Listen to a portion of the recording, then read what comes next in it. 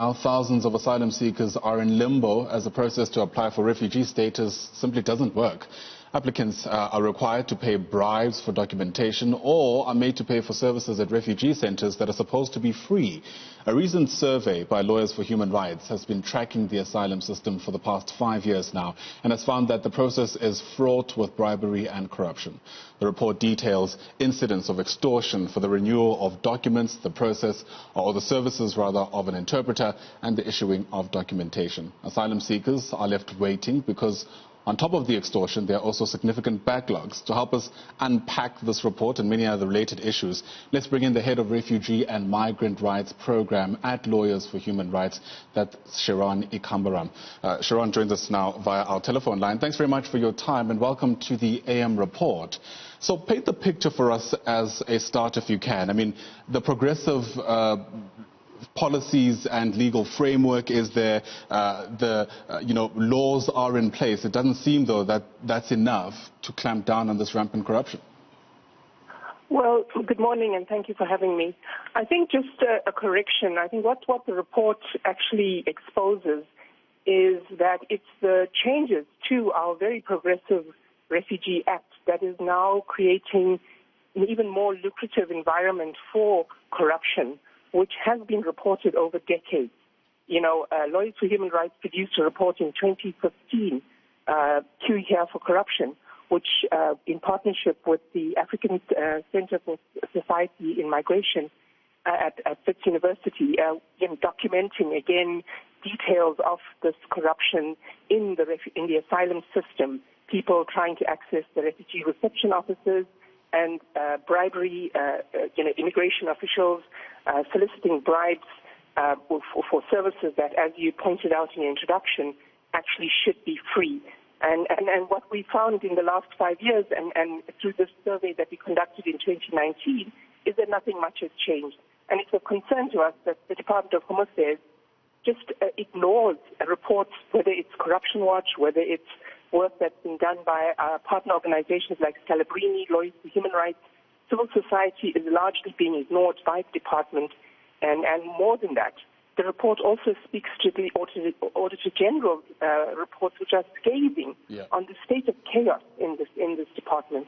Right, and we'll dive into what the AG had to say. There was a report in February this year. I just want to get a better sense of the nature of the issues first. Ironically, 5 years ago is also when I think the Department of Home Affairs introduced the Operation Visa Masina, which was actually aimed at combating corruption. How effective has that been? Well, I think we need to make a distinction. For South Africans, we've experienced a marked improvement in accessing our IDs and passports. And what this report is demonstrating is that for foreign nationals, for the most vulnerable in our society, people seeking refuge for protection from countries like the DRC, from Somalia, there's blockages at every stage in accessing asylum. The quality of decision-making is incredibly bad. And this, again, all then makes it more lucrative, and people are desperate.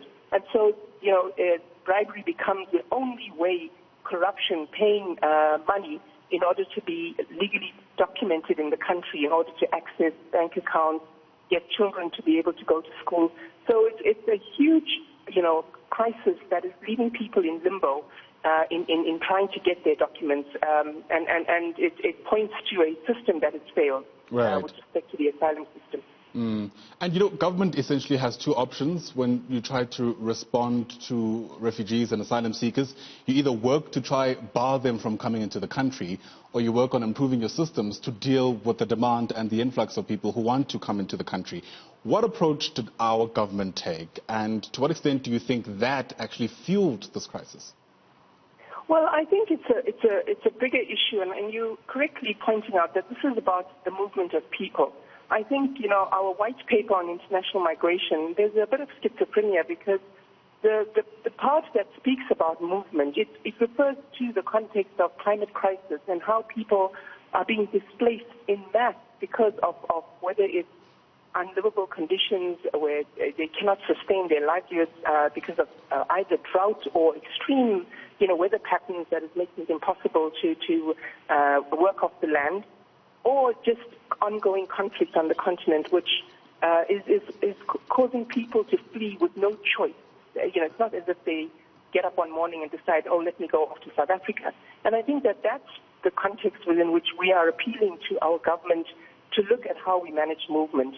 Yes, we had a very progressive policy around people seeking refuge, but unfortunately, it's acts of corruption. It's a department that is dysfunctional that is making it impossible for people to be recognized as refugees, and that's a major problem. We've signed on to international conventions, that force us by those conventions to actually make it possible for people seeking refuge to find refuge in our country and be able to sustain their livelihoods. And on the whole, then, migration is not being managed in a way that is respecting people's human rights, respecting their dignity, and understanding that this is a global context in which we have to find more ways of how do we deal with this as a region and not just as a country, building borders in the way that America is doing, and othering and xenophobia is the consequences. Right. Sharon, with the time we have left, in that report by the Auditor General in February this year, it was found that the Department of Home Affairs doesn't even know how many of the more than 946,000 inactive applicants, I presume this is refugee applicants, are actually even in the country. Help us gauge how significant that is. What can we infer from that? So, sorry, the report was produced last year, 2019. And I think that it points to, again, another major problem with regards to statistics and proper data that would then be used to inform our policy.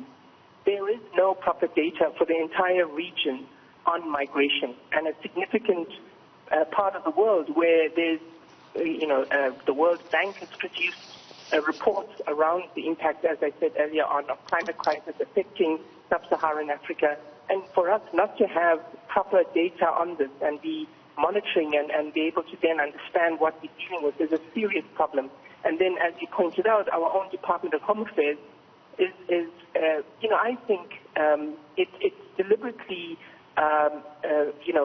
it doesn't produce the proper data because there's as you know, it's a tradition in our country now to blame foreign nationals for all our socioeconomic problems.